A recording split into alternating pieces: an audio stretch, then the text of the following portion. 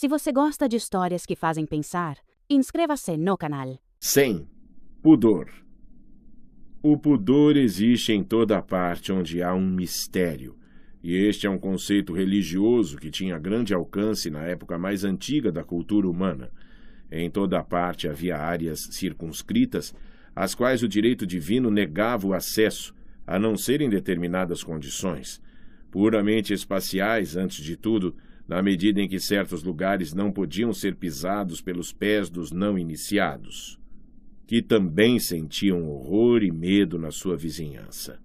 De maneiras diversas, este sentimento foi transferido para outras relações, por exemplo, para as relações sexuais, que, sendo privilégio e ádito da idade madura, deviam ser subtraídas à visão da juventude para seu próprio bem.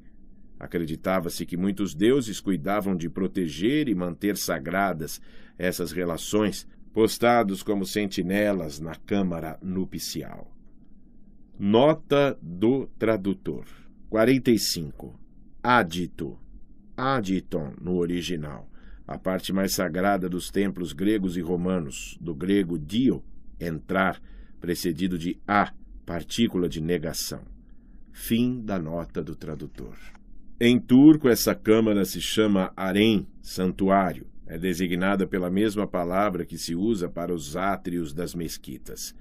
Assim também a realeza, como um centro que irradia poder e esplendor, é para o súdito um mistério cheio de pudor e de sigilo. Ainda hoje podemos sentir muitos efeitos disso em povos que não se incluem absolutamente entre os pudicos. De modo semelhante, todo o mundo dos estados interiores, isto que se chama alma, é ainda hoje um mistério para os não filósofos, depois de por um tempo infinito a considerarem digna de procedência divina e de relações divinas. Ela é um ádito, portanto, e suscita pudor. 101. Não julgueis. Nota do tradutor. Não julgueis. Mateus 7, 1. Fim da nota do tradutor. Devemos ter o cuidado de não incorrer na censura injusta ao refletir sobre épocas passadas. A injustiça da escravidão, a crueldade na sujeição de pessoas e povos não deve ser medida pelos nossos critérios, pois naquele o instinto de justiça não estava ainda desenvolvido. Quem pode censurar o genebrês Calvino por fazer queimar o doutor Serveto? Foi um ato coerente que decorreu de suas convicções, e do mesmo modo a Inquisição tinha suas razões. Sucede que as ideias dominantes eram erradas e tiveram uma consequência que nos parece dura, porque se tornaram estranhas para nós. E o que é o suplício de um homem comparado aos eternos castigos do inferno para quase todos? Entretanto, esta concepção dominou o mundo inteiro da época, sem que o seu horror muito maior prejudicasse essencialmente a concepção de um Deus. Em nosso meio, também os sectários políticos são tratados de maneira dura e cruel, mas tendo aprendido a crer na necessidade do Estado, não sentimos a crueldade tanto como no caso em que reprovamos as ideias. A crueldade com os animais entre as crianças e os italianos tem origem na incompreensão. Devido aos interesses doutrinários da Igreja, os animais foram colocados bem abaixo dos homens. Muitas coisas terríveis e desumanas na história, nas quais dificilmente se crê, são amenizadas pela consideração de que o sujeito que ordena e o que executa são pessoas diferentes. O primeiro não vê o fato, logo não tem a imaginação impressionada. O segundo obedece a um superior, não se sente responsável. Por falta de imaginação, os príncipes e chefes militares parecem cruéis e duros em sua maioria, e não o são. O egoísmo não é mau, porque a ideia de próximo, a palavra é de origem cristã e não corresponde à verdade, é muito fraca em nós. E nos sentimos, em relação a ele, quase tão livres e irresponsáveis quanto em relação a pedras e plantas. Saber que o outro sofre é algo que se aprende e que nunca pode ser aprendido inteiramente. 102. O homem sempre age bem. Não acusamos a natureza de imoral quando ela nos envia uma tempestade e nos molha. Por que chamamos de imoral o homem nocivo? porque neste caso supomos uma vontade livre operando arbitrariamente e naquele uma necessidade, mas tal diferenciação é um erro. Além disso, nem a ação propositadamente nociva é considerada sempre imoral. Por exemplo, matamos um mosquito intencionalmente e sem hesitação porque o seu zumbido nos desagrada. Condenamos o criminoso intencionalmente e o fazemos sofrer para proteger a nós e a sociedade. No primeiro caso, é o indivíduo que, para conservar a si mesmo ou apenas evitar um desprazer, faz sofrer intencionalmente. No segundo, é o Estado. Toda moral admite ações intencionalmente prejudiciais em caso de legítima defesa, isto é, quando se trata da autoconservação. Mas esses dois pontos de vista são suficientes para explicar todas as más ações que os homens praticam uns contra os outros. O indivíduo quer para si o prazer ou quer afastar o desprazer. A questão é sempre, em qualquer sentido, a autoconservação.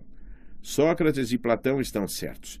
O que quer que o homem faça, ele sempre faz o bem, isto é, o que lhe parece bom, útil, segundo o grau de seu intelecto, segundo a eventual medida de sua racionalidade. 103. O que há de inocente na maldade? A maldade não tem por objetivo o sofrimento do outro em si, mas nosso próprio prazer em forma de sentimento de vingança ou de uma mais forte excitação nervosa, por exemplo.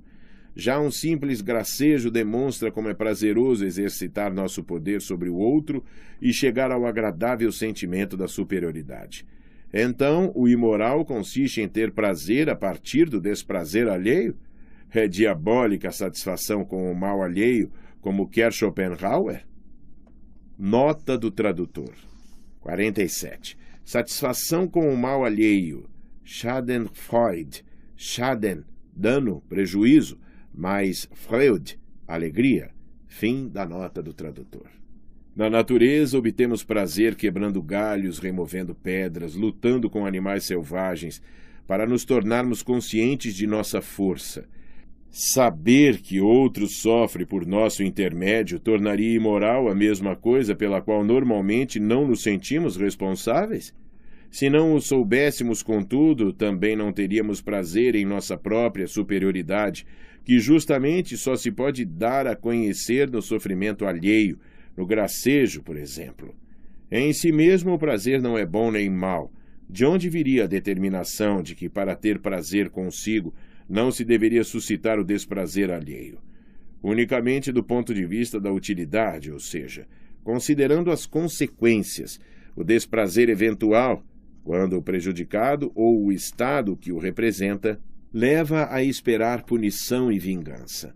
Apenas isso originalmente pode ter fornecido fundamento para negar a si mesmo tais ações. Assim como a maldade não visa o sofrimento alheio em si, como já disse, também a compaixão não tem por objetivo o prazer do outro, pois ela abriga no mínimo 2, talvez muitos mais, elementos de prazer pessoal, e é desta forma fruição de si mesma. Primeiro, como prazer da emoção, a espécie de compaixão que há na tragédia, e depois, quando impele a ação, como prazer da satisfação no exercício do poder. Além disso, se uma pessoa que sofre nos é bastante próxima, livramos a nós mesmos de um sofrimento ao realizar atos compassivos. À parte alguns filósofos, os homens sempre situaram a compaixão num nível baixo na hierarquia dos sentimentos morais. E com razão. 104. Legítima defesa. Se admitimos a legítima defesa como moral, devemos também admitir todas as expressões do chamado egoísmo imoral. Causamos a dor, roubamos ou matamos a fim de nos conservar ou nos proteger, a fim de prevenir uma desgraça pessoal. Mentimos quando a astúcia e o fingimento são meios corretos para a autoconservação. Causar dano intencionalmente quando está em jogo nossa existência ou segurança, conservação de nosso bem-estar, é admitido como sendo moral. Desse ponto de vista, o próprio Estado causa danos ao decretar penas. Na causação involuntária de danos não pode naturalmente haver o imoral. Nela governa o acaso. Há então uma espécie de dano intencional em que não esteja em jogo a nossa existência, a conservação de nosso bem-estar? Existe um comportamento danoso por pura maldade na crueldade, por exemplo? Quando não sabemos o mal que faz uma ação, ela não é uma ação maldosa. A criança não é maligna nem perversa com os animais. Ela os investiga e os destrói como um brinquedo. Mas alguma vez se sabe inteiramente quanto mal faz uma ação a um outro ser? Até onde se estende o nosso sistema nervoso, nós nos protegemos contra a dor. Se o seu alcance fosse maior, isto é, se incluísse nossos semelhantes, não faríamos mal a ninguém, a não ser nos casos em que o fazemos a nós mesmos, isto é, quando nos cortamos para nos curar, nos esforçamos e nos fatigamos em prol da saúde. Nós inferimos, por analogia, que uma coisa faz mal a alguém e, por meio da lembrança e da força da imaginação, podemos nós mesmos passar mal com aquilo. Mas que diferença persiste entre uma dor de dente e a dor, com paixão, provocada pela visão de uma dor de dente? Ou seja, no comportamento danoso por aquilo que se chama maldade, o grau da dor produzida é para nós desconhecido em todo caso. Mas na medida em que há um prazer na ação, sentimento do próprio poder, da intensidade da própria excitação, a ação ocorre para conservar o bem-estar do indivíduo sob um ponto de vista similar ao da legítima defesa, ao da mentira por necessidade. Sem prazer não há vida. A luta pelo prazer é a luta pela vida. Se o indivíduo trava essa luta de maneira que o chamem de bom ou de maneira que o chamem de mal, é algo determinado pela medida e a natureza de seu intelecto. 105. A justiça premiadora. Quem compreendeu plenamente a teoria da completa irresponsabilidade já não pode incluir a chamada justiça punitiva e premiadora no conceito de justiça. Se esta consiste em dar a cada um o que é seu, pois aquele que é punido não merece a punição. É apenas usado como meio para desencorajar futuramente certas ações. Também aquele que é premiado não merece o prêmio. Ele não podia agir de outro modo. O prêmio tem apenas o sentido, portanto, de um encorajamento para ele e para outros, a fim de proporcionar um motivo para ações futuras. O louvor é dirigido àquele que corre na pista, não àquele que atingiu a meta. Nem o castigo nem o prêmio são algo devido a uma pessoa como seu. São-lhe dados por razões de utilidade, sem que ela possa reivindicá-los justamente. Deve-se dizer que o sábio não premia porque se agiu bem, tal como já se disse que o sábio não castiga porque se agiu mal, mas para que não se haja mal. Se desaparecessem o castigo e o prêmio, acabariam os motivos mais fortes que nos afastam de certas ações e nos impelem a outras. O interesse dos homens requer a permanência dos dois. E na medida em que o castigo e o prêmio, a censura e o louvor, afetam sensivelmente a vaidade, o mesmo interesse requer também a permanência da vaidade. 106. Junto à cachoeira. À vista de uma cachoeira, acreditamos ver nas inúmeras curvas, serpenteios, quebras de ondas, o arbítrio da vontade e do gosto. Mas tudo é necessário. Cada movimento é matematicamente calculável. Assim também com as ações humanas, deveríamos poder calcular previamente cada ação isolada, se fôssemos oniscientes, e do mesmo modo cada avanço do conhecimento, cada erro, cada maldade. É certo que mesmo aquele que age se prende à ilusão do livre-arbítrio.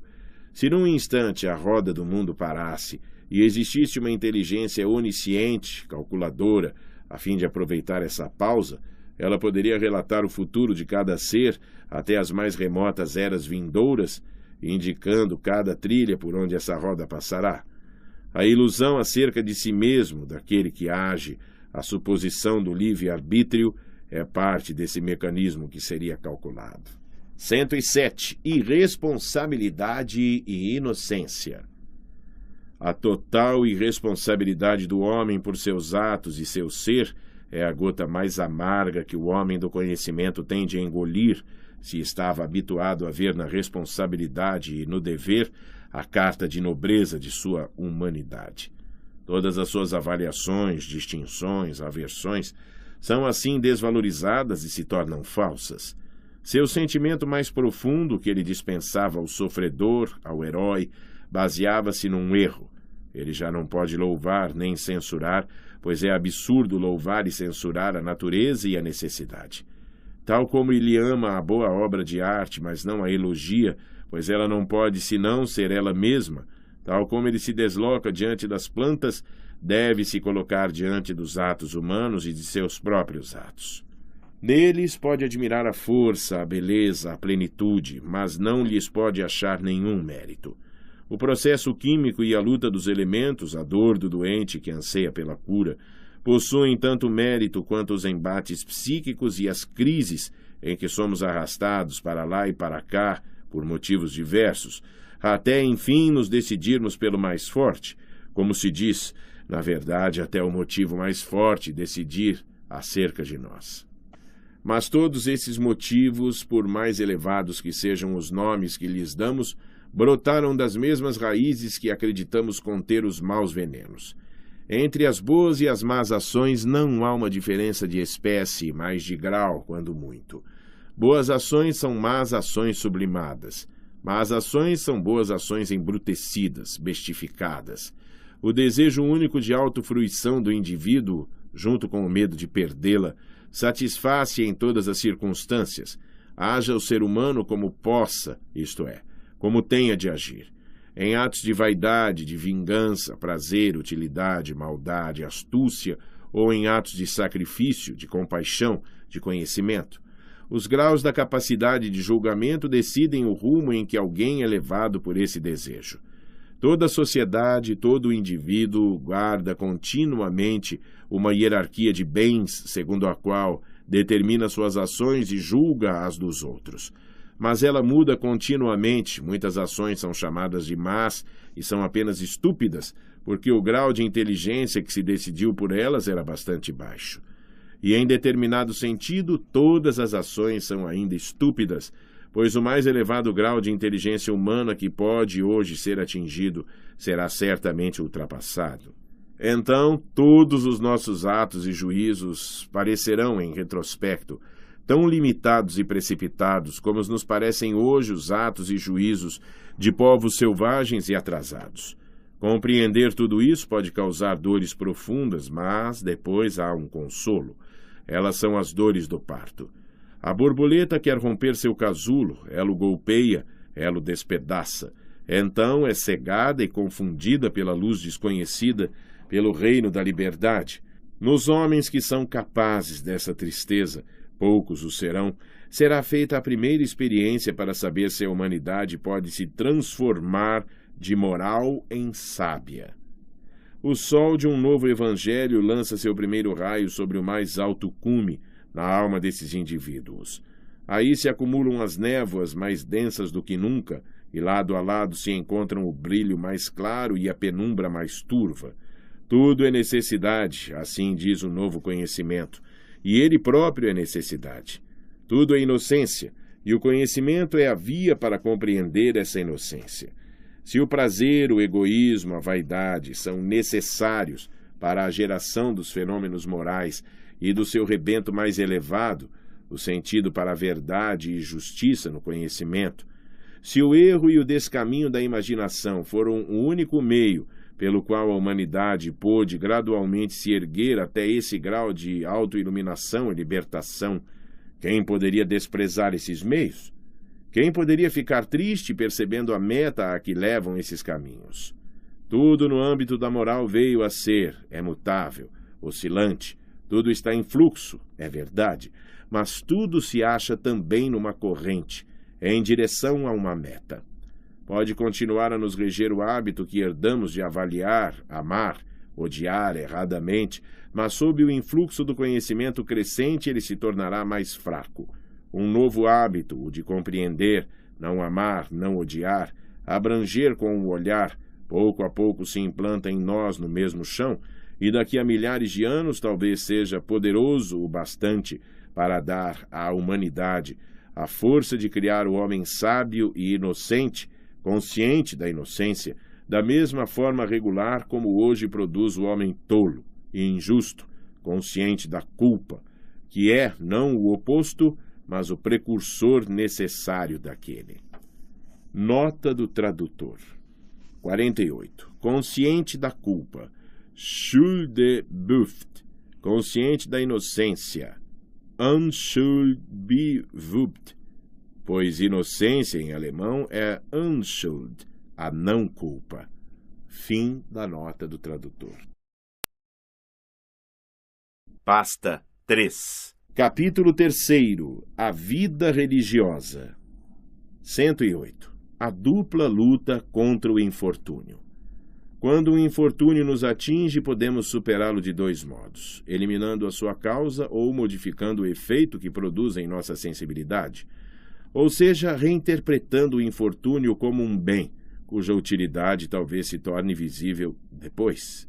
A religião e a arte, e também a filosofia metafísica, se esforçam em produzir a mudança da sensibilidade, em parte alterando nosso juízo sobre os acontecimentos. Por exemplo, com a ajuda da frase "Deus castiga a quem ama". Em parte, despertando prazer na dor, na emoção mesma, ponto de partida da arte trágica. Quanto mais alguém se inclina a reinterpretar e ajustar, tanto menos pode perceber e suprimir as causas do infortúnio. O alívio e a anestesia momentâneos, tal como se faz na dor de dente, por exemplo, bastam-lhe mesmo nos sofrimentos mais graves. Quanto mais diminuir o império das religiões e de todas as artes da narcose, tanto mais os homens se preocuparão em realmente eliminar os males.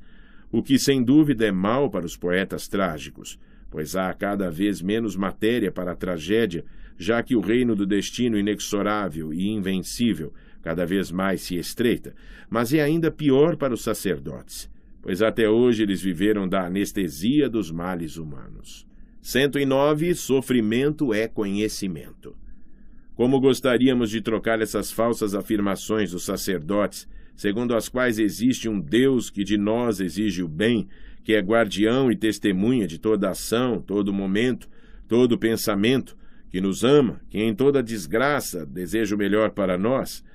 Como gostaríamos de trocá-las por verdades que fossem tão salutares, calmantes e benfazejas como esses erros. Mas tais verdades não existem. A filosofia pode lhes opor, no máximo, aparências metafísicas, também inverdades, no fundo. A tragédia é que não podemos acreditar nesses dogmas da religião e da metafísica quando trazemos no coração e na cabeça o rigoroso método da verdade e que, por outro lado, graças à evolução da humanidade, tornamo-nos tão delicados, suscetíveis e sofredores a ponto de precisar de meios de cura e de consolo da mais alta espécie. Daí surge o perigo de o homem se esvair em sangue ao conhecer a verdade. Byron exprimiu isso em versos imortais. Sorrow is knowledge. They who know the most must mourn the deepest or the fatal truth. To tree of knowledge is not that of life. Sofrimento é conhecimento. Aqueles que mais sabem devem prantear mais profundamente a verdade fatal. A árvore do conhecimento não é a da vida. Nota do tradutor. 49. Byron, Manfred, ato 1, cena 1. Fim da nota do tradutor.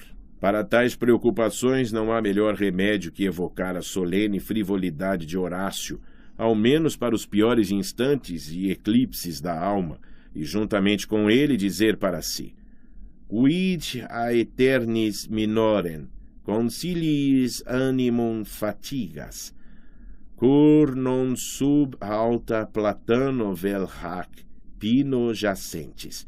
Por que afadigas a alma pequena com desígnios eternos? Por que não deitar sob o alto plátano ou sob este pinheiro? Nota do tradutor. Horácio, Odes 2, volume 2, páginas 11 a 14. Fim da nota do tradutor. Mas certamente a frivolidade ou a melancolia em qualquer grau é melhor do que uma meia volta ou deserção romântica, do que uma aproximação ao cristianismo sob qualquer forma. Pois no presente estado do conhecimento já não é possível nos relacionarmos com ele sem manchar irremediavelmente nossa consciência intelectual e abandoná-la diante de nós mesmos e dos outros. Essas dores podem ser bastante penosas, mas sem dores não é possível tornar-se guia e educador da humanidade. E coitado daquele que quisesse sê-lo e não mais tivesse essa pura consciência. 110. A verdade na religião. Durante o Iluminismo, não se fez justiça à importância da religião. Não há como duvidar disso. Mas igualmente é certo que na reação subsequente ao Iluminismo se foi além da justiça ao tratar as religiões com amor e até com paixão, e ao lhes atribuir uma profunda, mesmo a mais profunda, compreensão do mundo. Compreensão que a ciência teria apenas que despir do hábito dogmático para, de forma mística, possuir a verdade. As religiões devem, portanto, esta era a afirmação de todos os adversários do iluminismo, expressar senso alegórico, em sentido alegórico, em consideração à inteligência da massa, aquela antiquíssima sabedoria que é a sabedoria em si, na medida em que toda a verdadeira ciência dos tempos modernos nos teria sempre levado em direção a ela, em vez de para longe dela. De modo que entre os sábios mais antigos e todos os que os sucederam, reinaria harmonia e mesmo identidade de opiniões, e o progresso dos conhecimentos, querendo-se falar de um progresso, não diria respeito à essência, mas à comunicação dela. Tal concepção da religião e da ciência é inteiramente errada, e ninguém ousaria ser partidário dela hoje em dia se a eloquência de Schopenhauer não a tivesse tomado sob sua guarda. Essa eloquência altissonante, mas que somente após uma geração alcançou seus ouvintes. Do mesmo modo que da interpretação moral religiosa que Schopenhauer fez dos homens e do mundo, podemos tirar muitíssimo para a compreensão do cristianismo e de outras religiões. É certo também que ele se enganou quanto ao valor da religião para o conhecimento. Nisso foi apenas um discípulo extremamente dócil dos mestres da ciência de seu tempo, que estimavam o romantismo e haviam abjurado o espírito das luzes. Se tivesse nascido em nosso tempo, não poderia falar dos sensos alegóricos da religião. Prestaria antes homenagens à verdade, como costumava fazer, com estas palavras: até hoje nenhuma religião, seja direta ou indiretamente, como dogma ou como alegoria, conteve uma só verdade. Pois foi do medo e da necessidade que cada uma delas nasceu, e por desvios da razão insinuou-se na existência. Um dia, talvez, estando em perigo por causa da ciência, introduziu mentirosamente em seu sistema uma doutrina filosófica qualquer, de modo que mais tarde ela fosse ali encontrada. Mas esse é um truque teológico do tempo em que uma religião já duvida de si mesma. Esses artifícios da teologia, que de fato foram praticados muito cedo no cristianismo, religião de uma época erudita e impregnada de filosofia, conduziram à superstição dos sensos alegóricos. Mais ainda, porém, o hábito de os filósofos, especialmente os mistos, os filósofos poetizantes e os artistas filosofantes, tratarem todos os sentimentos que encontravam em si mesmos como essência fundamental do homem, permitindo a seus sentimentos religiosos terem uma influência significativa na estrutura intelectual de seus sistemas. Como os filósofos muitas vezes filosofaram sob a influência da tradição religiosa, ou no mínimo sob o poder antigo e hereditário daquela necessidade metafísica, chegaram a teorias que de fato eram bem semelhantes às teorias religiosas judaicas, cristãs ou indianas, semelhantes tal como os filhos costumam semelhar as mães, exceto que nesse caso os pais não tinham ciência da maternidade, como às vezes acontece, mas na inocência de sua admiração inventaram fábulas a respeito da semelhança de família entre as religiões e a ciência. Na realidade, entre a religião e a verdadeira ciência não existe parentesco, nem amizade ou inimizade. Elas habitam planetas diversos. Toda filosofia que deixa brilhar, na escuridão de suas últimas perspectivas, uma cauda de cometa religiosa, torna suspeito aquilo que apresenta como ciência. Tudo é, presumivelmente, também religião, ainda que sob os enfeites da ciência. De resto, se todos os povos concordassem acerca de determinadas coisas religiosas, por exemplo, acerca da existência de um Deus, o que não sucede neste ponto particular, diga-se de passagem, isto seria apenas um argumento contrário às coisas afirmadas, por exemplo, a existência de um Deus. O consensus gentium, consenso entre os povos, e mesmo hominum, entre os homens, só pode justamente ser tido como uma tolice. Não existe absolutamente um consensus omnium sapientium, consenso de todos os sábios, em relação a uma coisa sequer, exceto aquilo de que falam os versos de Goethe. Alle die Weisenstein aller der Seiten, Löchlen und Winken und Stimmen mitteilen, Thürich auf Bisrung der Toren zu harren, Kinder der Glückheit, o habet die Narren, eben so Narren aus, vai seis gericht. Os mais sábios de todos os tempos sorriem, acenam e estão de acordo. É tolice esperar a melhora dos tolos.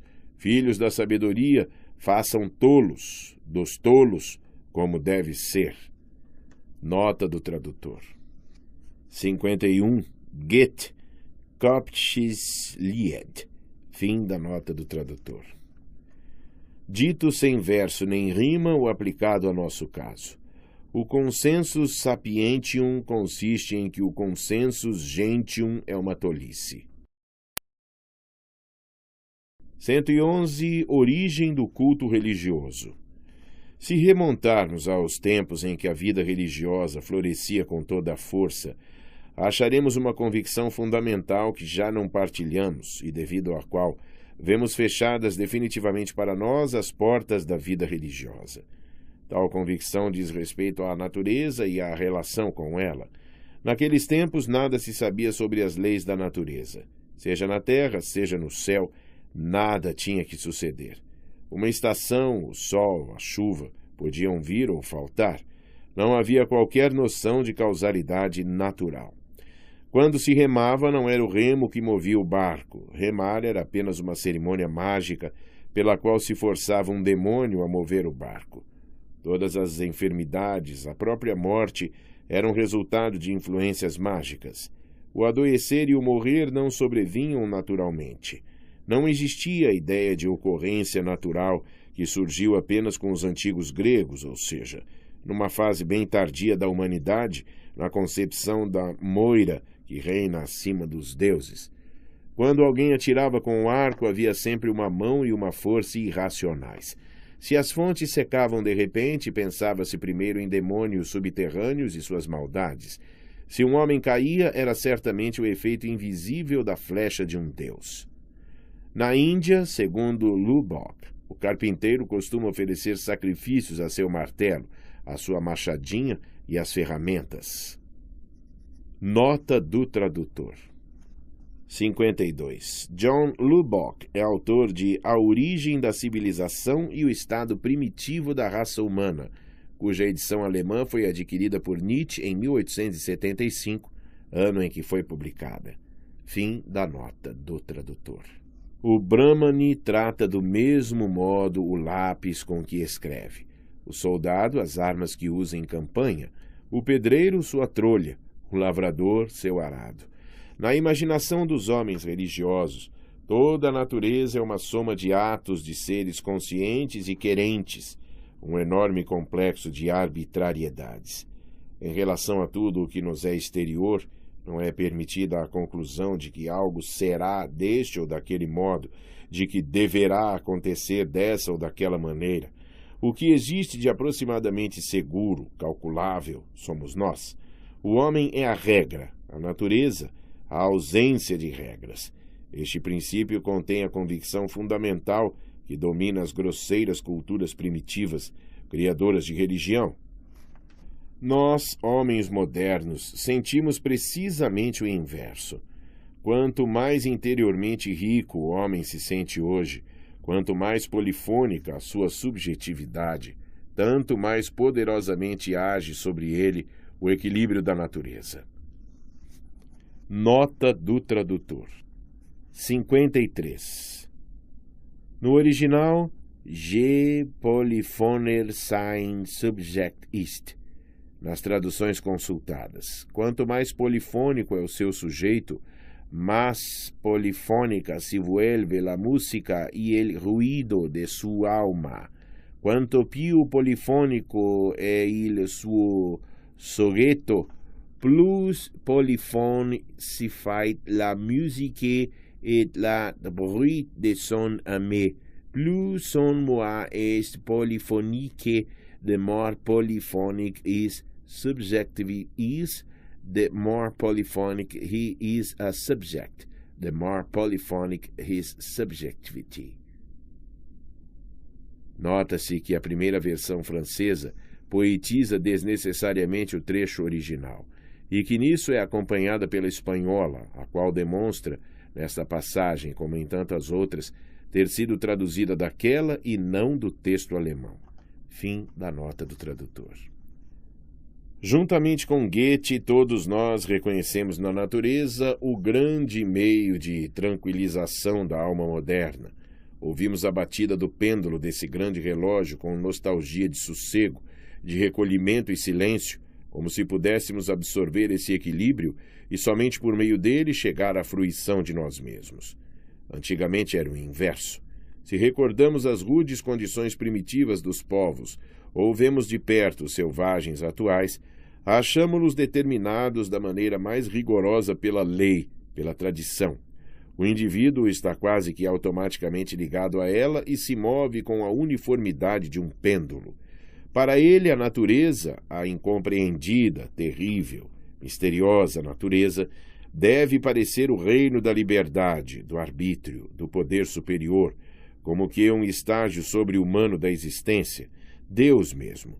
Mas então cada indivíduo, em tais épocas e condições, sente como sua vida, sua felicidade, a de sua família, a do Estado, o sucesso de todos os empreendimentos dependem dessas arbitrariedades da natureza. Alguns fenômenos naturais devem sobrevir no tempo certo e outros deixar de ocorrer no tempo certo. Como ter influência sobre essas temíveis incógnitas? Como subjugar o reino da liberdade? Eis o que ele se pergunta, eis o que busca ansiosamente. Não há como tornar essas potências regulares mediante uma lei ou tradição, assim como você próprio é regular? As reflexões daqueles que acreditam em magia e milagres levam a impor uma lei à natureza. E, em poucas palavras, o culto religioso é produto dessas reflexões. O problema que esses homens se colocam é intimamente aparentado ao seguinte: como pode a tribo mais fraca ditar leis para a mais forte, decidir a respeito dela, dirigir suas ações na relação com a mais fraca? Recordemos primeiro a espécie mais inócua de coação, aquela que exercitamos ao conquistar a afeição de alguém. Logo, por meio de súplicas e orações, por meio da submissão, do compromisso de tributos e presentes regulares, de exaltações lisonjeiras, é possível também exercer uma coação sobre os poderes da natureza na medida em que os tornamos afeiçoados a nós. O amor vincula e é vinculado. Em seguida, podemos fechar acordos em que nos obrigamos mutuamente a determinada conduta, estabelecemos penhores e trocamos juramentos. Muito mais importante, porém, é uma espécie de coação mais violenta mediante a magia e a feitiçaria. Assim como o homem, com a ajuda de um feiticeiro, pode prejudicar um inimigo mais forte e mantê-lo amedrontado, assim como o feitiço do amor age à distância, assim também o homem fraco acredita poder guiar até mesmo os espíritos poderosos da natureza. O meio principal de toda magia é termos em nosso poder algo que seja próprio de alguém, cabelos, unhas, um pouco da comida de sua mesa e mesmo sua imagem, seu nome. Com tal aparato se pode então praticar a magia, pois o pressuposto fundamental é de que a todo ser espiritual pertence algum elemento corporal. Com o auxílio deste se pode vincular o espírito, prejudicá-lo, destruí-lo. O elemento corporal fornece a alça com que podemos apreender o espiritual. Do mesmo modo que um homem influencia outro homem, também influencia qualquer espírito da natureza, pois este também tem seu elemento corporal pelo qual pode ser apreendido. A árvore, e comparado a ela, o broto do qual surgiu, essa enigmática coexistência parece provar que nas duas formas se corporificou um único espírito, ora pequeno, ora grande. Uma pedra que rola subitamente é o corpo em que age um espírito. Se numa charneca solitária se encontra uma rocha, parece impossível imaginar uma força humana que a tenha trazido até ali. Então ela deve ter se movido por si própria, ou seja, deve hospedar um espírito. Tudo o que possui um corpo é acessível ao encantamento, também os espíritos da natureza. Se um Deus está vinculado à sua imagem, pode-se também exercer sobre ele uma coação direta, ao lhe negar o alimento sacrificial, açoitá-lo, acorrentá-lo e assim por diante. A fim de obter as graças de um Deus que as abandonou, as pessoas pobres na China amarram com cordas a sua imagem, arrastam-na pelas ruas através de montes de lama e estrume e dizem: ó tu, cão de espírito, nós te fizemos habitar um magnífico templo, te douramos esplendidamente, te alimentamos bem, te oferecemos sacrifícios e, contudo, és tão ingrato. Semelhantes medidas de violência contra imagens dos santos e da Mãe de Deus, quando eles não quiseram cumprir sua obrigação em casos de peste ou de seca, por exemplo, ocorreram ainda neste século em países católicos. Todas essas relações mágicas com a natureza deram origem a inúmeras cerimônias. Por fim, quando sua confusão se tornou muito grande, houve esforços para ordená-las, sistematizá-las, de modo que se acreditou garantir o desenrolar favorável de todo o curso da natureza, isto é, do grande ciclo anual das estações, mediante o correspondente desenrolar de um sistema de procedimentos. O sentimento do culto religioso é influenciar e esconjurar a natureza em benefício do homem, ou seja, imprimir-lhe uma regularidade que, a princípio, ela não tem. Nota do tradutor. 54. Uma regularidade. Ein Gesetzkeit. Nas demais traduções consultadas, uma legalidade, um caráter de legalidade. Delle lege, leis, un caractère de légalité, un déterminisme, a regularity and rule of law, a lawfulness, idem. Na oração seguinte, a mesma palavra alemã, desta vez com um artigo definido, foi traduzida por as regras da natureza. Fim da nota do tradutor. Enquanto na época atual queremos conhecer as regras da natureza para nos adaptarmos a elas. Em suma, o culto religioso baseia-se nas ideias de feitiço entre um homem e outro, e o feiticeiro é mais antigo que o sacerdote. Mas igualmente se baseia em concepções outras, mais nobres. Pressupõe um laço de simpatia entre os homens, a existência de boa vontade, gratidão, atendimento aos suplicantes, acordos entre inimigos, concessão de garantias, direito à proteção da propriedade. Mesmo em baixos níveis de cultura, o homem não se acha frente à natureza como um escravo impotente. Não é necessariamente o seu servo desprovido de vontade. No nível religioso dos gregos, sobretudo na relação com os deuses olímpicos, deve-se mesmo pensar na convivência de duas castas, uma mais nobre, mais poderosa, e outra menos nobre. Mas por sua origem elas de algum modo estão ligadas e são de uma única espécie. Não precisam se envergonhar uma da outra. Eis o que há de nobre na religiosidade grega. 112. À vista de certos instrumentos de sacrifício antigos. Na união da farsa ou mesmo da obscenidade com o senso religioso, por exemplo, podemos ver como alguns sentimentos se perderam para nós. Desaparece o sentimento da possibilidade dessa mistura.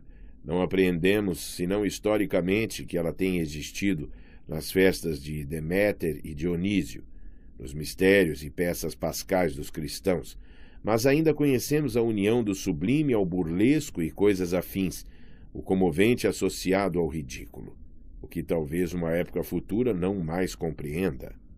113. O cristianismo como antiguidade. Quando, numa manhã de domingo, ouvimos repicarem os velhos sinos, perguntamos a nós mesmos, mas será possível?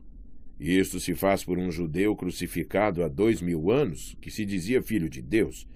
Não existe prova para tal afirmação. Em nossos tempos, a religião cristã é certamente uma antiguidade que irrompe de um passado remoto, e o fato de crermos nessa afirmação, quando normalmente somos tão rigorosos no exame de qualquer pretensão, é talvez a parte mais antiga dessa herança. Um Deus que gera filhos com uma mortal, um sábio que exorta a que não se trabalhe, que não mais se julgue, mas que se atente aos sinais do iminente fim do mundo. Uma justiça que aceita o inocente como vítima substituta. Alguém que manda seus discípulos beberem seu sangue, preces por intervenções miraculosas, pecados cometidos contra um Deus expiados por um Deus, medo de um além cuja porta de entrada é a morte, a forma da cruz como símbolo, num tempo que já não conhece a destinação e a ignomínia da cruz. Que estremecimento nos causa tudo isso, como o odor vindo de um sepulcro antiquíssimo. Deveríamos crer que ainda se crê nessas coisas?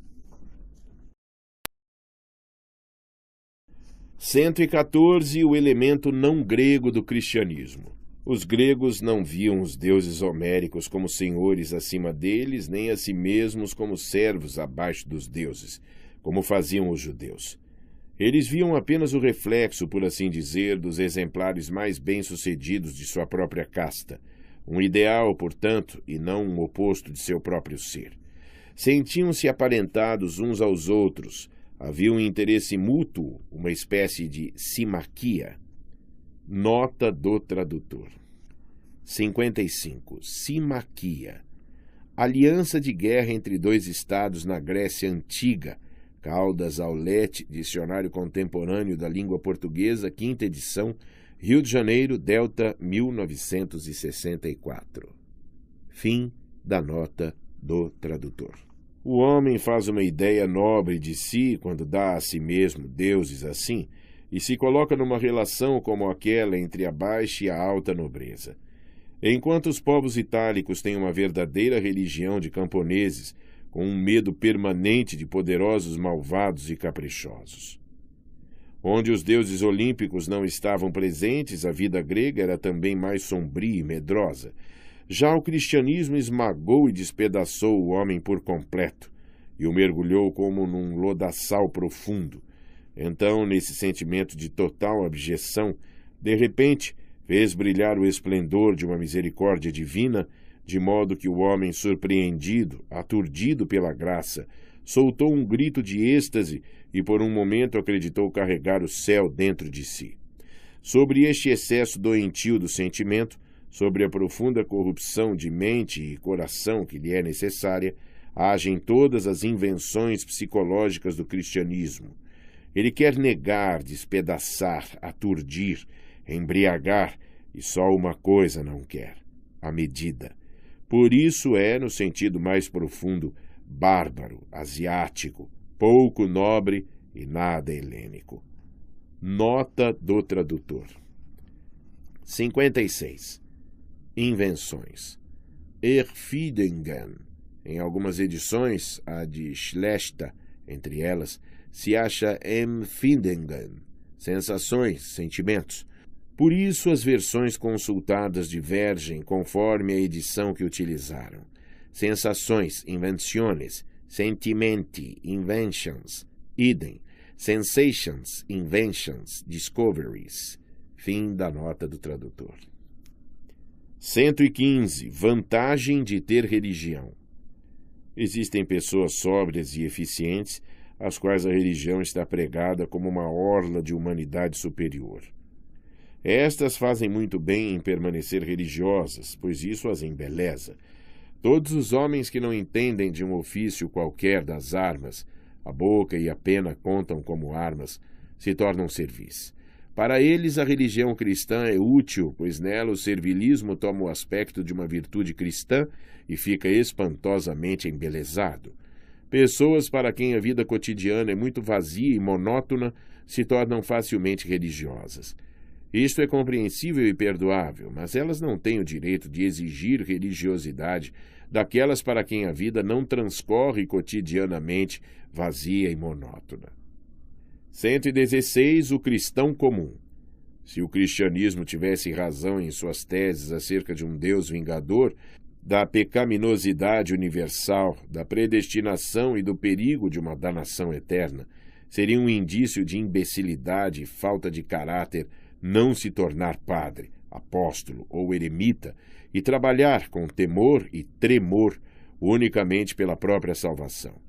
Pois seria absurdo perder assim o benefício eterno em troca da comodidade temporal.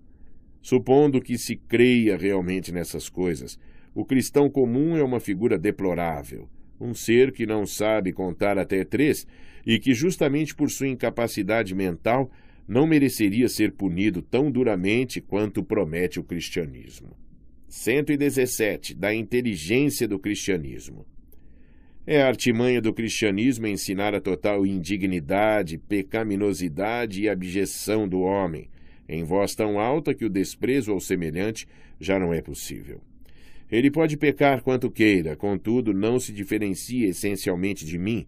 Eu é que sou em todos os graus indigno e abjeto. Assim diz o cristão. Mas mesmo esse sentimento perdeu seu aguilhão mais agudo, pois o cristão não crê em sua abjeção individual. Ele é mau por ser homem, simplesmente, e se tranquiliza um pouco dizendo: somos todos da mesma espécie. 118. Mudança de pessoal. Quando uma religião começa a dominar, tem como adversários os que foram seus primeiros adeptos. 119. Destino do cristianismo. O cristianismo nasceu para aliviar o coração, mas agora deve primeiro oprimi-lo, para mais adiante poder aliviá-lo. Em consequência, perecerá. 120. A prova do prazer. A opinião agradável é aceita como verdadeira. Esta é a prova do prazer, ou, como diz a Igreja, a prova da força, da qual todas as religiões se orgulham, quando deveriam dela se envergonhar. Se a fé não trouxesse felicidade, nela não se acreditaria.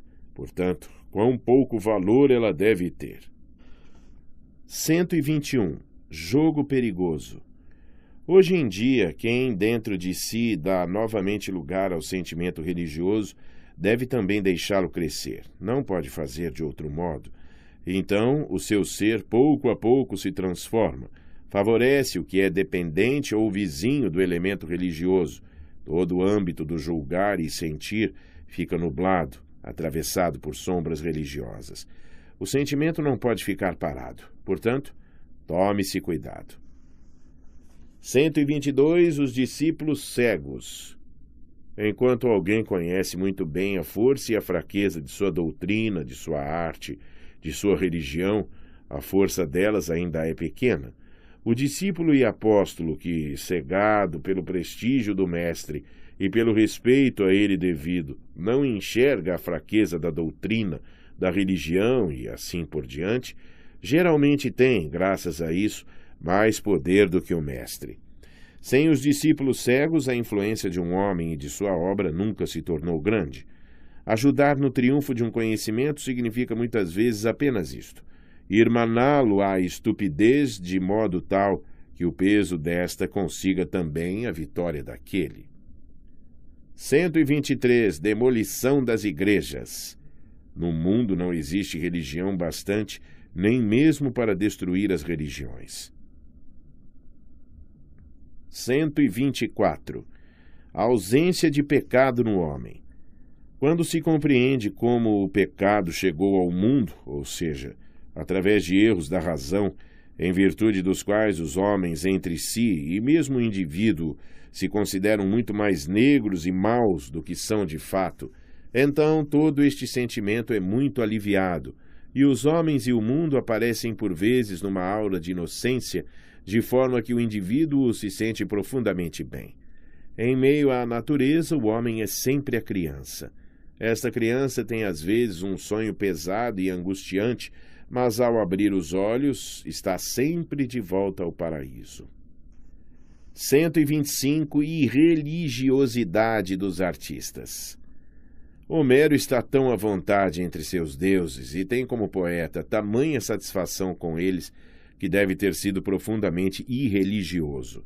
Com o que a crença popular lhe oferecia, uma superstição mesquinha, grosseira e às vezes terrível, ele lidava tão livremente quanto o escultor com sua argila, ou seja, com a mesma desenvoltura que possuíam Ésquilo e Aristófanes, e mediante a qual, nos tempos modernos, distinguiram-se os grandes artistas do Renascimento, assim como Shakespeare e Goethe. 126. A arte e força da falsa interpretação. Todas as visões, terrores, esgotamentos e êxtases do santo são estados patológicos conhecidos que ele, a partir de arraigados erros religiosos e psicológicos, apenas interpreta de modo totalmente diverso, isto é, não como doença.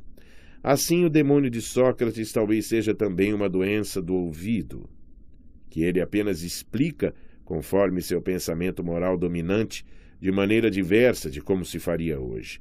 Não acontece de outro modo com as loucuras e os delírios dos profetas e sacerdotes oraculares. Foi sempre o grau de saber, fantasia, empenho, moralidade na cabeça e no coração dos intérpretes, que tanto fez a partir dessas coisas. Entre as maiores realizações daqueles que chamamos de gênios e santos, se inclui a de conquistar intérpretes que os compreendem mal para o bem da humanidade. 127. Veneração da loucura. Tendo-se notado que frequentemente uma emoção tornava a mente mais clara e provocava ideias felizes, pensou-se que através das emoções mais intensas participaríamos das mais felizes ideias e inspirações. E assim se veneraram os loucos como sábios e oráculos. Na base disso está um raciocínio errado. 128. Premissas da ciência. A ciência moderna tem por meta o mínimo de dor possível e a vida mais longa possível, ou seja, uma espécie de eterna beatitude, sem dúvida bastante modesta se comparada às promessas religiosas. 129. Liberalidade proibida. Não há no mundo amor e bondade bastantes para que ainda possamos dá-los a seres imaginários. 130. Sobrevivência do culto religioso no coração. A Igreja Católica, e antes dela todos os cultos antigos, dominava todos os meios pelos quais o homem é colocado em inusitados estados de espírito e subtraído ao frio cálculo do interesse ou ao puro pensamento racional. Uma igreja que treme com profundos sons, apelos surdos, regulares, contidos, de uma hoste de padres que involuntariamente transmite à comunidade sua própria atenção e a mantém numa escuta quase angustiante, como se um milagre estivesse a ponto de ocorrer, a atmosfera de uma arquitetura que, sendo a habitação de uma divindade, se estende até o indefinido e em todos os espaços escuros faz temer a presença dessa divindade. Quem desejaria devolver aos homens coisas semelhantes se já não existe crença nos seus pressupostos? Os resultados de tudo isso não estão perdidos, todavia. O mundo interior dos estados de espírito sublimes, comovidos, plenos de pressentimentos, profundamente contritos, ditosos de esperança, tornou-se inato aos homens através do culto, especialmente. O que dele existe agora na alma foi largamente cultivado quando o culto brotava, crescia e florescia. 131. Sequelas religiosas. Por mais que alguém creia ter se desabituado da religião, isso não sucedeu a ponto de não ter alegria em experimentar sentimentos e disposições religiosas sem conteúdo intelectual, como na música, por exemplo. E quando uma filosofia procura justificar as esperanças metafísicas e a profunda paz de espírito que delas se pode obter, e quando nos fala, por exemplo, de todo o evangelho seguro que há no olhar das Madonas de Rafael, acolhemos tais sentenças e explicações com uma disposição particularmente efusiva. Aqui é mais fácil para o filósofo demonstrar. O que ele quer dar encontra um coração que tem prazer em aceitar. Nota do tradutor. 57. Schopenhauer. O Mundo como Vontade e Representação. Volume 1, livro 4, seção 71. Fim da nota do tradutor. Nisto se percebe que os espíritos livres menos ponderados se chocam apenas com os dogmas, na realidade, e conhecem bem o encanto do sentimento religioso. É doloroso para eles perder este por causa daqueles. A filosofia científica deve estar alerta para não introduzir erros com base em tal necessidade. Uma necessidade adquirida e, portanto, também passageira. Mesmo os lógicos falam de intuições da verdade na moral e na arte. Por exemplo, da intuição de que a essência das coisas é uma, o que lhes deveria ser proibido. Nota do tradutor. 58. Intuições. Ahnungen, no original. Algumas edições estrangeiras usam pressentimentos. Fim da nota do tradutor. Entre as verdades diligentemente deduzidas e semelhantes coisas intuídas, permanece o abismo intransponível de que devemos aquelas ao intelecto e estas à necessidade. Nota do tradutor.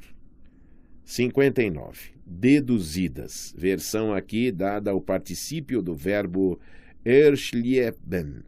Nas demais traduções, exploradas, descobertas, ricavate, extraídas, découverte, établies, that are the outcome of cautious reasoning, deduced, inferred.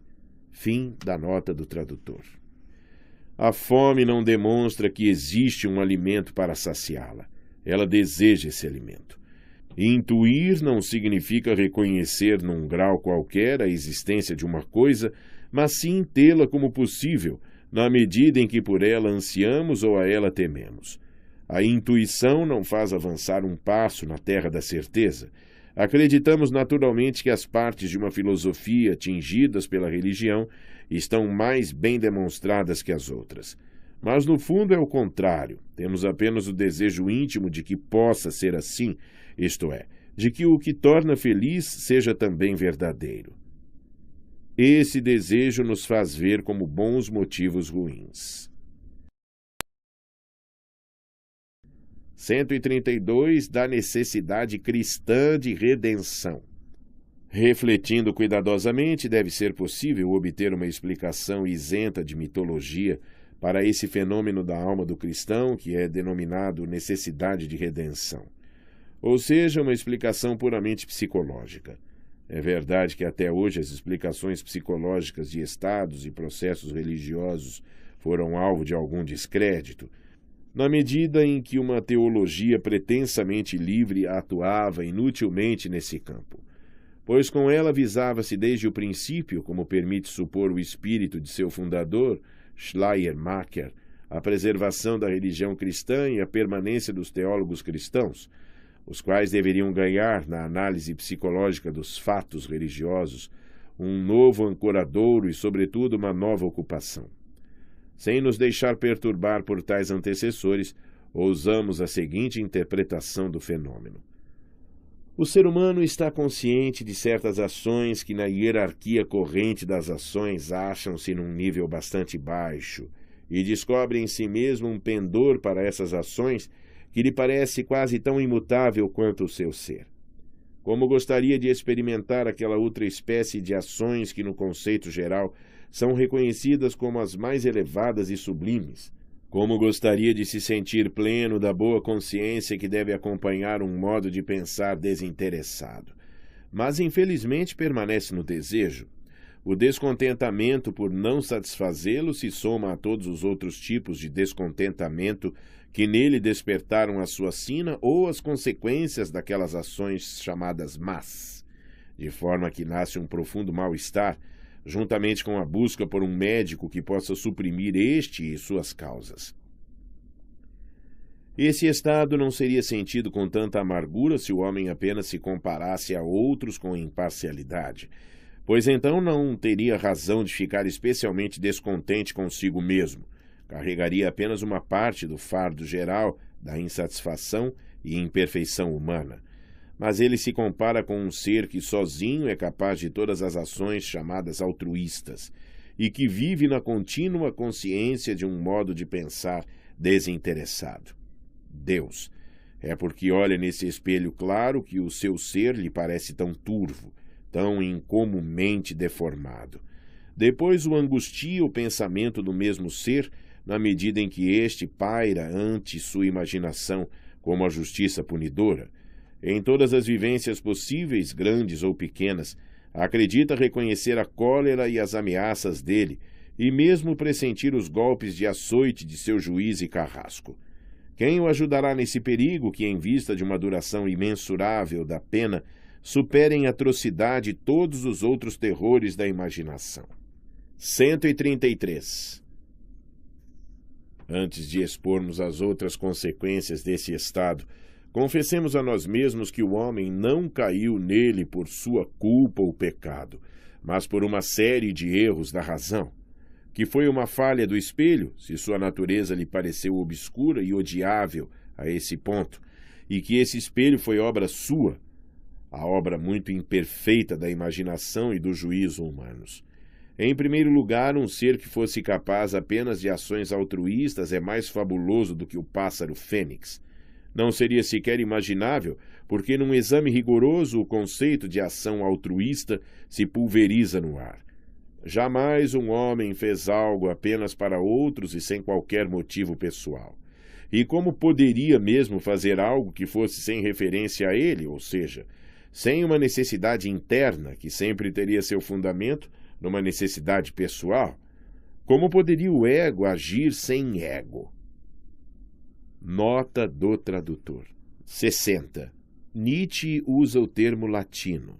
Fim da nota do tradutor. Por outro lado, um Deus que é todo amor, como às vezes se supõe, não seria capaz de uma única... Por outro lado, um Deus que é todo amor, como às vezes se supõe, não seria capaz de uma única ação altruísta.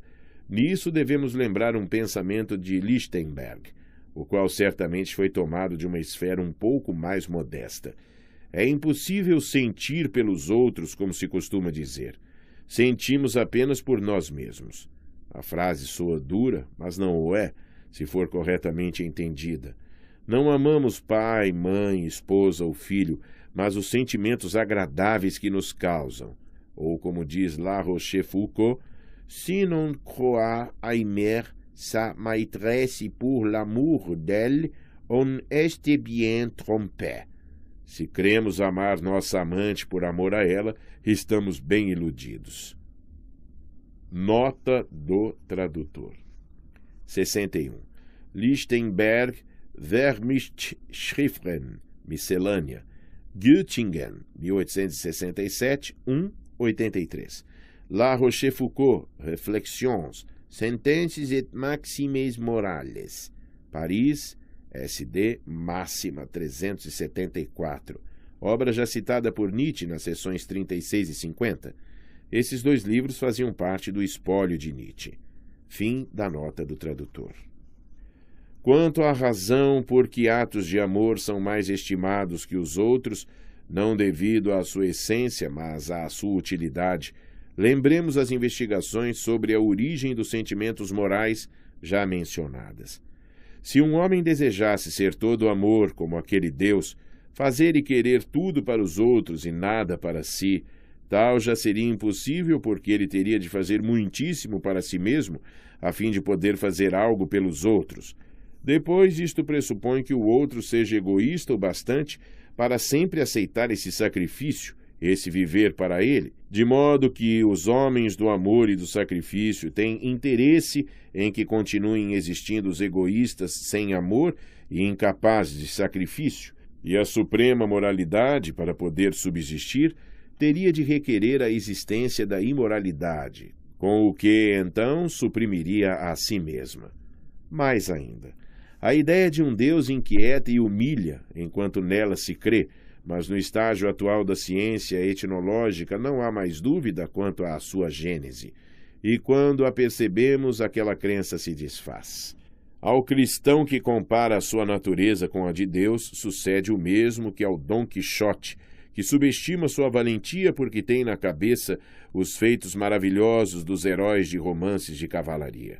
O metro com que em ambos os casos se mede pertence ao reino das fábulas. Acabando a ideia de Deus, acaba também o sentimento do pecado, da violação de preceitos divinos, da mácula numa criatura consagrada a Deus. E provavelmente restará ainda aquele pesar que é aparentado e se acha misturado ao medo das punições da justiça profana ou do desprezo dos homens.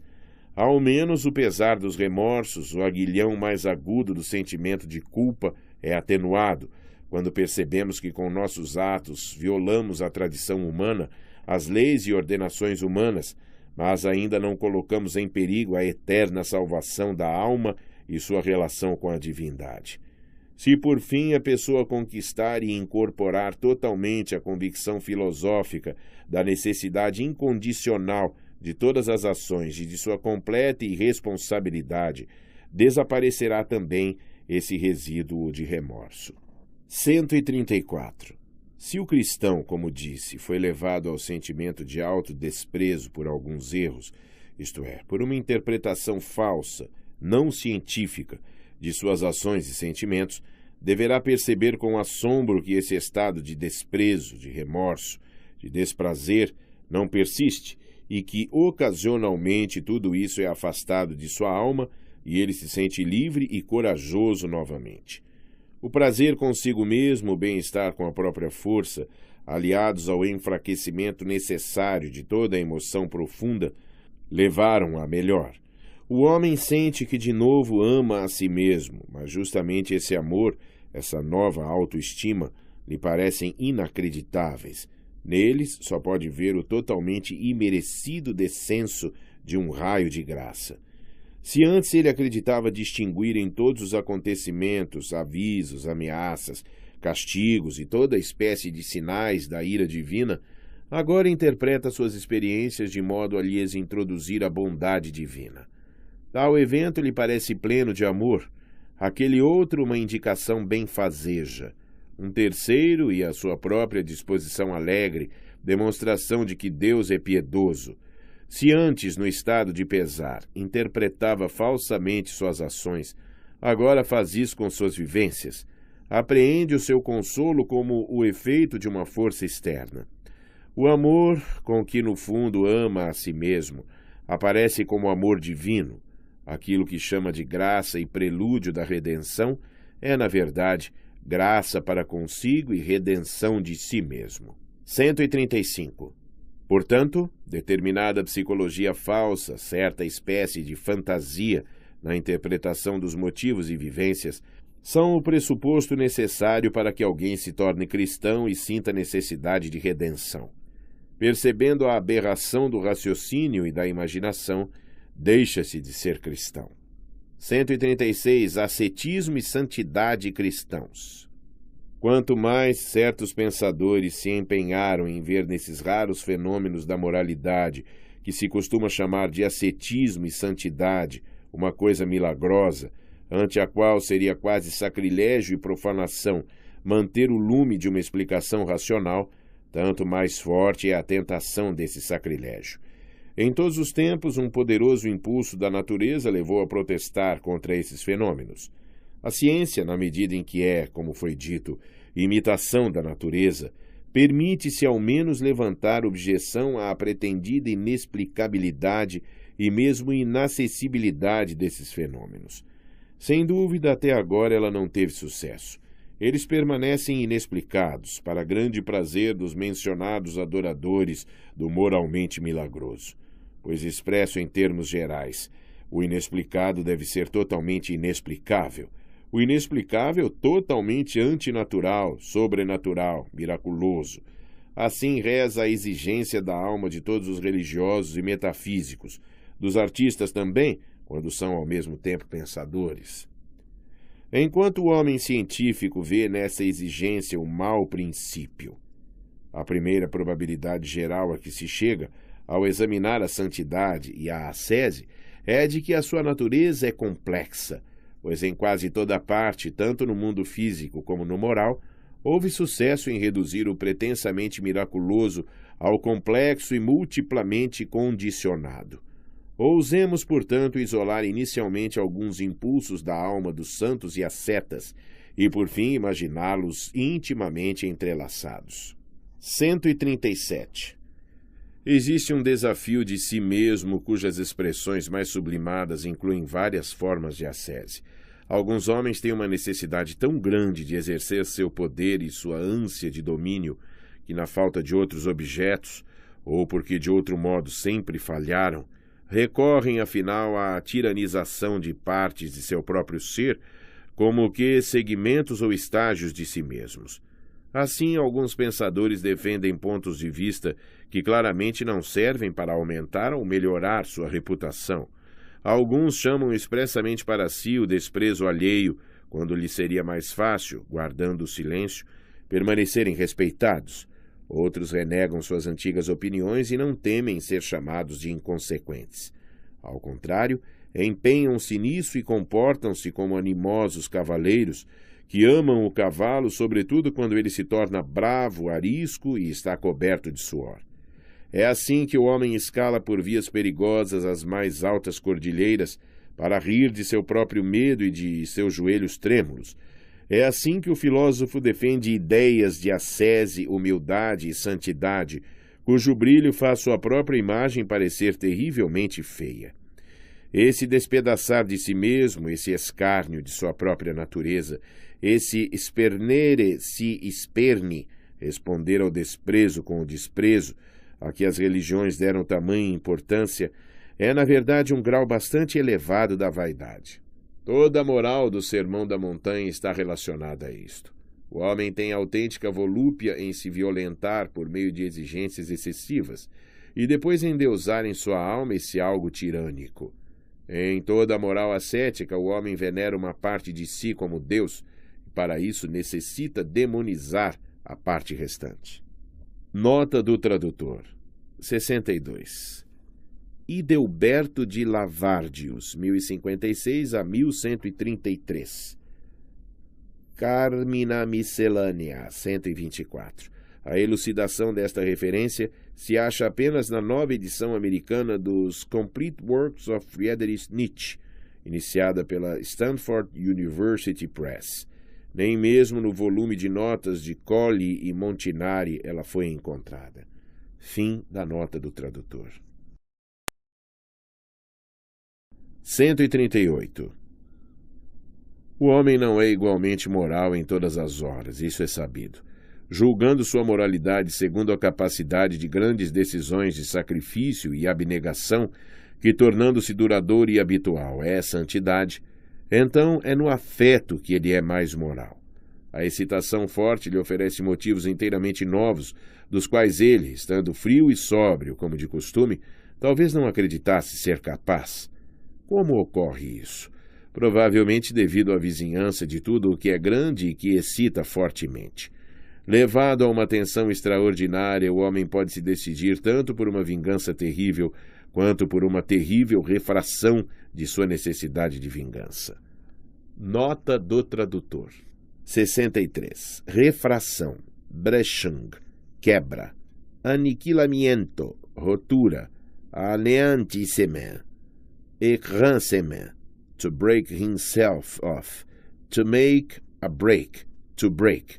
Devido ao significado mais comum de brechen, quebrar, as traduções geralmente deixam escapar o sentido especial pretendido por Nietzsche, a metáfora retirada da física, o verbete refratar no dicionário Melhoramentos da Língua Portuguesa, 4ª edição, São Paulo, 1980. Causar refração a desviar ou quebrar a direção de raios luminosos, caloríficos ou sonoros. Fim da nota do tradutor. Sob a influência da emoção violenta, ele quer de todo o modo o que é grande, poderoso, monstruoso, e se por acaso ele nota que o sacrifício de si mesmo o satisfaz tanto ou ainda mais que o sacrifício do outro, escolhe aquele. O que realmente lhe importa, portanto, é a descarga de sua emoção. Para aliviar sua tensão, pode juntar as lanças dos inimigos e enterrá-las no próprio peito. Que haja grandeza na negação de si mesmo, e não apenas na vingança, é algo que deve ter sido inculcado na humanidade por um longo período. Uma divindade que sacrifica a si mesma foi o símbolo mais forte e mais eficaz dessa espécie de grandeza. Como a vitória sobre o inimigo mais difícil de vencer, a dominação repentina de um afeto, é assim que aparece essa negação, e nisso é tida como o ápice da moral. O que sucede, na verdade, é a substituição de uma ideia pela outra, enquanto o ânimo mantém sua mesma altura, seu mesmo nível. Estando novamente sóbrios, recuperados do afeto, os homens não mais compreendem a moralidade daqueles momentos, mas a admiração de todos aqueles que também os viveram os sustenta. O orgulho é seu consolo quando o afeto e a compreensão de seu ato se debilitam. Ou seja, no fundo, tampouco são morais aqueles atos de abnegação, na medida em que não são feitos estritamente pelos outros. Ocorre isto sim que o outro dá ao ânimo em alta tensão apenas uma oportunidade de se aliviar através da abnegação. 139. Em muitos aspectos também o asceta procura tornar leve a sua vida, geralmente por meio da completa subordinação a uma vontade alheia, ou a uma lei e um ritual abrangentes, mais ou menos como um brahmane não deixa nada à sua própria determinação e a cada minuto é guiado por um preceito sagrado. Esta subordinação é um meio poderoso para se tornar senhor de si mesmo. O indivíduo está ocupado, portanto não se entedia e não experimenta qualquer estímulo da vontade e da paixão. Após a ação realizada, não há sentimento de responsabilidade, nem a tortura do arrependimento. De uma vez por todas se renunciou à própria vontade, e isso é mais fácil do que renunciar ocasionalmente. Assim como é mais fácil renunciar de todo a um desejo do que mantê-lo moderado. Se nos lembrarmos da posição atual do homem em relação ao Estado, achamos aí também que a obediência incondicional é mais cômoda que a condicionada. Logo, o santo facilita a própria vida pelo completo abandono da personalidade, e é um engano admirar nesse fenômeno o supremo heroísmo da moralidade. Em todo caso, é mais difícil afirmar a personalidade sem hesitação e sem obscuridade do que dela se libertar de tal modo. Além disso, requer muito mais espírito e reflexão. 140.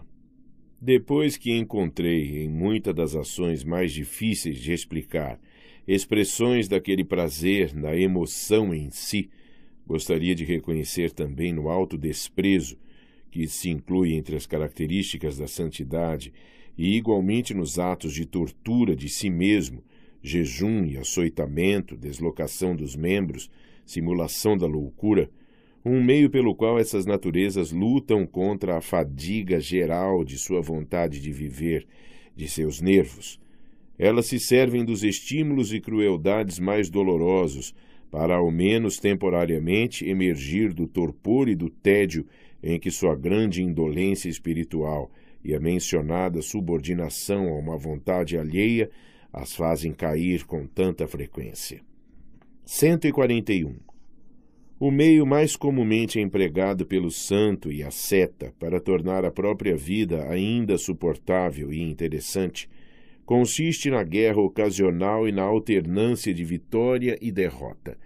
Para isso precisa de um adversário e o encontra no chamado inimigo interior, pois ele utiliza a sua própria tendência à vaidade, à sede de glória e domínio e também seus apetites sensuais para poder considerar sua vida uma contínua batalha e a si mesmo um campo de batalha, no qual lutam com êxito variado bons e maus espíritos. Sabe-se que a fantasia sensual é moderada ou quase suprimida pela regularidade das relações sexuais e, inversamente, se torna desenfreada e dissoluta com a abstinência ou a desordem nessas relações. A fantasia de muitos santos cristãos foi incomumente obscena, graças à teoria de que esses apetites eram verdadeiros demônios que lhes assolavam o íntimo. Não se sentiam muito responsáveis por eles. A este sentimento devemos a franqueza tão instrutiva de suas confissões. Era de seu interesse que tal luta sempre fosse entretida em algum nível, pois era ela, como disse, que entretinha suas vidas desoladas. Mas a fim de que a luta parecesse importante o bastante para suscitar nos não-santos uma simpatia e uma admiração permanentes, a sensualidade teve de ser cada vez mais difamada e estigmatizada, e mesmo o perigo de uma danação eterna foi ligado tão estreitamente a essas coisas que é bem provável que durante épocas inteiras os cristãos tenham gerado filhos de má consciência, o que certamente fez um grande mal à humanidade. E, no entanto, aqui a verdade está de cabeça para baixo, o que para ela é especialmente indecoroso. Sem dúvida, o cristianismo afirmou que todo homem é concebido e gerado em pecado, e no insuportável cristianismo superlativo de Calderon, essa ideia foi mais uma vez atada e entrançada, de modo que ele usou o mais estapafúrdio paradoxo nestes versos conhecidos. A maior culpa do homem é a de ter nascido. Nota do tradutor. 64. Traduzido da citação de Nietzsche em alemão. Die Kraft Schuld des Menschen ist, dat geboren ward. No original espanhol se lê: Pues el delito mayor del hombre es haber nacido. Calderón de la Barca, La vida es sueño. Ato 1, cena 3. Fim da nota do tradutor. Em todas as religiões pessimistas, o ato da procriação é experimentado como ruim em si, mas esse não é de modo algum um sentimento universal humano, e nem o juízo de todos os pessimistas é igual neste ponto. Empédocles, por exemplo, nada conhece de vergonhoso, diabólico ou pecaminoso nas coisas eróticas. Ele vê no grande prado do infortúnio uma única aparição que traz salvação e esperança: Afrodite. Esta é para ele a garantia de que a discórdia não dominará eternamente, mas um dia entregará o cetro a um demônio mais suave. Os pessimistas cristãos praticantes tinham, como afirmei, interesse em que outra opinião predominasse. Para a solidão e o deserto espiritual de suas vidas, precisavam de um inimigo sempre vivo e também reconhecido por todos, de modo que, combatendo e vencendo-o, eles continuamente se apresentassem aos não-santos como seres um tanto incompreensíveis, sobrenaturais. Quando, afinal, em consequência de seu modo de vida e de sua saúde destruída, esse inimigo fugiu para sempre, eles imediatamente souberam ver seu íntimo povoado por novos demônios. A subida e a descida dos pratos da balança, orgulho e humildade, entretinha suas cabeças ruminadoras tanto quanto a alternância de desejo e serenidade. Naquele tempo, a psicologia servia não só para tornar suspeito tudo o que é humano, mas também para difamá-lo, açoitá-lo, crucificá-lo. As pessoas queriam se achar tão más e perversas quanto possível. Procuravam o temor pela salvação da alma, o desespero em relação à própria força.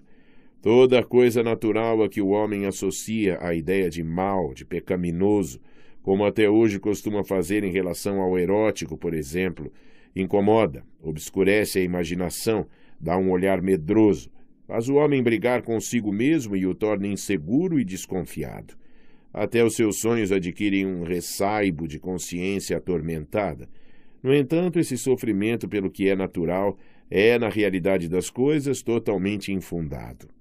É apenas consequência de opiniões acerca das coisas. É fácil ver como os homens se tornam piores por qualificarem de mal o que é inevitavelmente natural e depois o sentirem sempre como tal.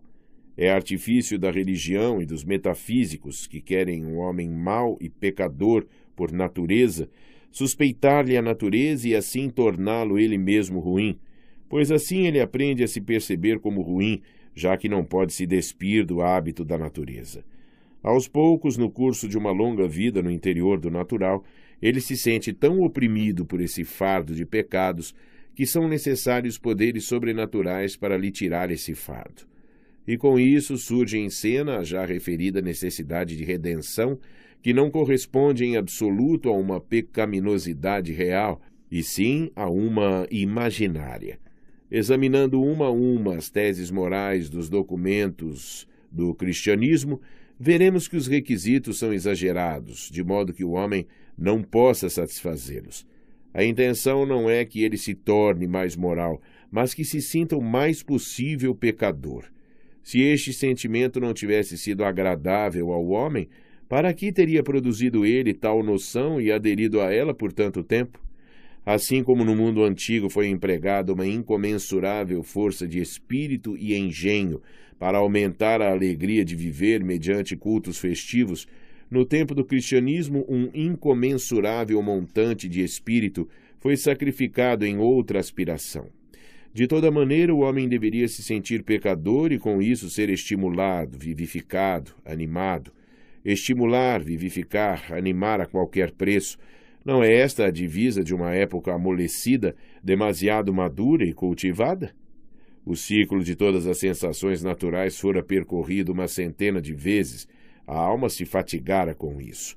Então o santo e o asceta inventaram um novo gênero de estímulos para a vida. Expunham-se ao olhar de todos, não propriamente para que muitos os imitassem, mas como um espetáculo terrível e ao mesmo tempo encantador, representado nos limites entre o mundo e o supramundo, onde cada pessoa acreditava vislumbrar ora raios de luz celestiais, ora sinistras línguas de fogo a brotar da profundeza. O olhar do santo, dirigido ao significado, terrível em todo aspecto, da breve existência terrena, à proximidade da decisão final sobre infinitos espaços de novas vidas, esse olhar em brasa, num corpo semi-aniquilado, fazia tremer os homens antigos em todas as profundezas. Olhar, desviar o olhar com horror, de novo sentir o encanto do espetáculo, abandonar-se a ele, saciar-se com ele até a alma estremecer em ardor e calafrio.